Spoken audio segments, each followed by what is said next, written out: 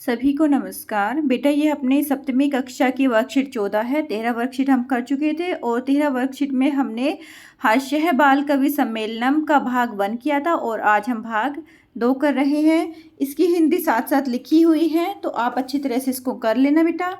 तुंदिलह कहता है, तुंदिल क्या बोलता है आगे, तुंदशः ऊपरी हस्तम अवतार्यन, तोंद के ऊपर हाथ फेरता हुआ। तुंदिल उसका नाम इसलिए ही पड़ा है क्योंकि उसकी क्या है, तोंद है, अर्थात मोटा पेट है। तोंद जिसको बोलते हैं बेटा, मोटे पेट वाले को बोलते हैं कि इसकी तोंद ऊपर आई है, तो इसलिए वो अपने मोटे पेट के ऊपर हाथ फेरता है और क्या कहता है, तुंदिलो अहम, मैं तुंदिल हूँ।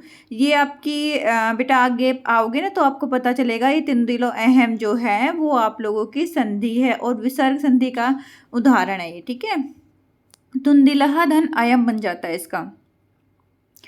मम अपि इयम काव्यम श्रुतुहम, क्या कह रहा है वो कि अरे मेरे भी काव्य को सुन लो। जीवने धार्यतः, और जीवन में इसको अपना भी लो। अब वो क्या कह रहा है, भाई एक तो मेरे काव्य को सुनो और साथ साथ जीवन में अपना भी लो। अब वो अपने काव्य में क्या कह रहा है, परार अन्नम प्राप्य दुर्लभे, कि दूसरों का अन्न जो है, दूसरों का खाना जो है वो मुश्किल से ही मिलता है।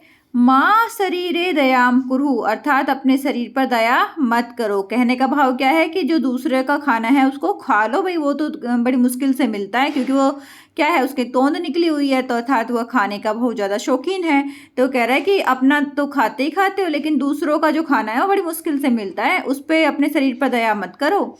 परार अन्नम दुर्लभम लोके शरीरणे पुनः पुनः, कह रहा है जो दूसरों के द्वारा दिया हुआ धन है, अन्न है, वो बड़ी मुश्किल से मिलता है, ठीक है। परार अन्नम दुर्लभम लोके, इस संसार में जो दूसरों का भोजन है बड़ी मुश्किल से मिलता है। शरीराणि पुनः पुनः, लेकिन शरीर तो बार बार मिलता है। सर्वे पुनः अट्ठासम कुर्वन्ति, सभी दोबारा से क्या करते हैं, हंसते हैं।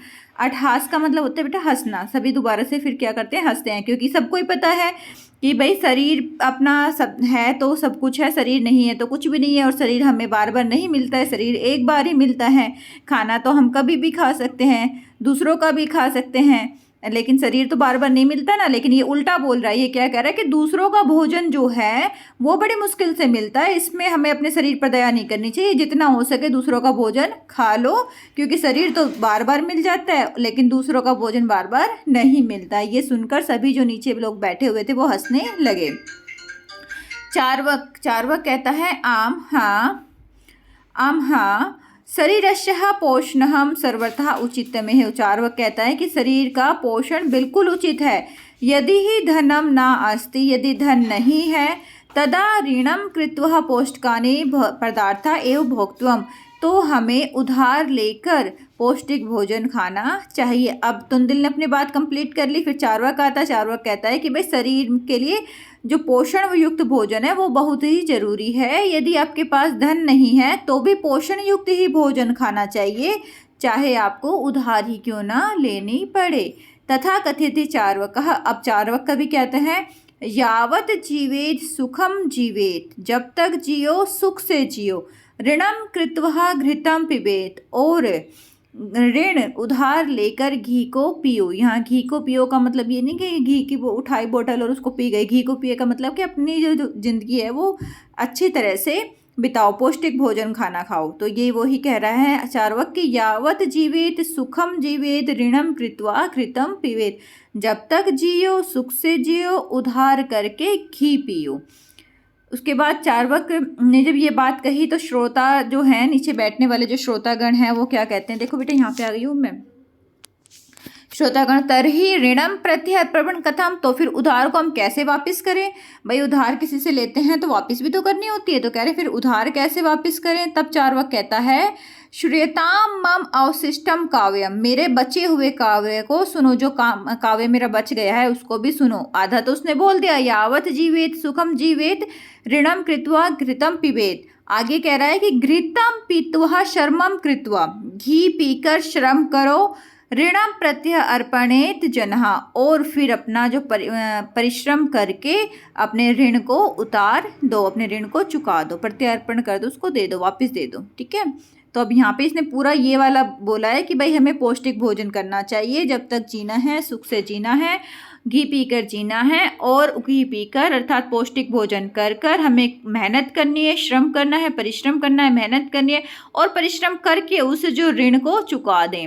ये नहीं कि किसी का ऋण ले लिया तो देना ही नहीं है, देना तो है, ठीक है, नहीं तो दूसरा कभी कभी देगा नहीं आपको दोबारा से उधार, तो वो तो देना है ही बेटा। लेकिन उसने क्या कहा है कि परिश्रम करके करो भाई, पौष्टिक खाना खाओ, अच्छा खाना खाओ और क्या करो, फिर उसको अच्छा खाना खाने के बाद मेहनत करो और उसका उधार चुका दो। काव्य पाठ सर्वेहिन उत्प्रेरितः एकः बालकः अपि आशु कविता रचयति हास्यपूर्वक च श्रावयति। काव्य पाठ को सुनने से प्रेरित होकर एक बच्चा भी आशु कविता की रचना करता है। आशु कविता का मतलब होता है बेटा जो उसी समय कविता बनाई जाती है उसको आशु कविता बोलते हैं।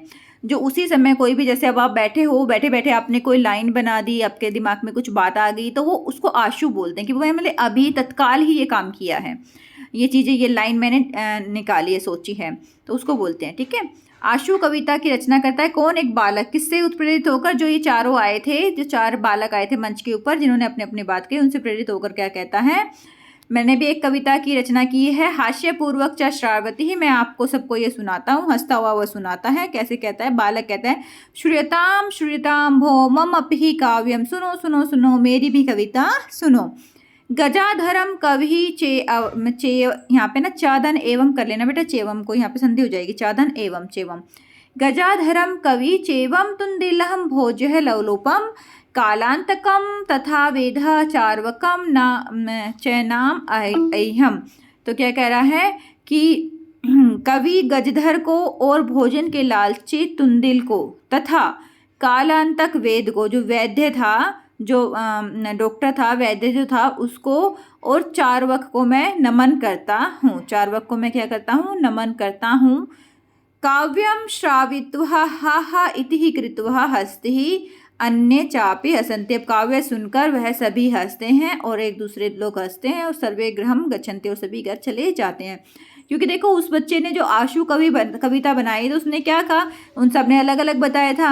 उन्होंने क्या तो कहा, गजधर कवि को मैं, तुंदिल कवि को जो भोजन के लोलुपे हैं क्योंकि वो भोजन का ज़्यादा चाहते हैं, कालांतक कवि वैद्य को और चार्वाक वैद्य को मैं क्या करता हूँ? प्रणाम करता हूँ। क्योंकि उन दोनों ने तो क्या कहा था, कालांतक और चार्वाक ने, कि भाई इनका जो हत्या है लोगों की हमने नहीं करी, तो फिर ये मैं जो शमशान घाट में मुर्दा जो जल रहा है वो किसके द्वारा मारा गया है ना, इस तरह से। और जो भोजन के लालची कवि हैं उसने क्या कहा था, भोजन के लालची कवि ने कहा था कि जितना भी है भोजन अपना दूसरों का से लेकर कर लो, दूसरों का भोजन खा लो।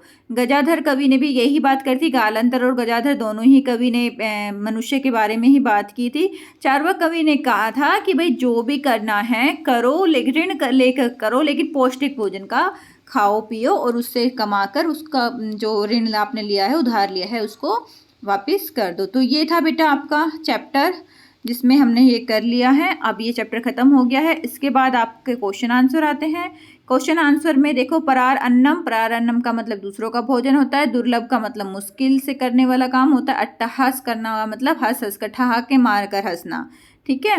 ऋण का मतलब उधार होता है, और आशु कविता का मतलब देखो लिख दिया है, मौके पर तुरंत तैयार करने वाली कविता, जो उसी टाइम पर जब कविता तैयार होती है उसको हम आशु कविता बोलते हैं। अब एक पदेन में उत्तर है बेटा, इसको ध्यान से सुनो, आंसर आपको आगे मिल जाएंगे, उसका स्क्रीनशॉट लेके नोटबुक में लिख लेना।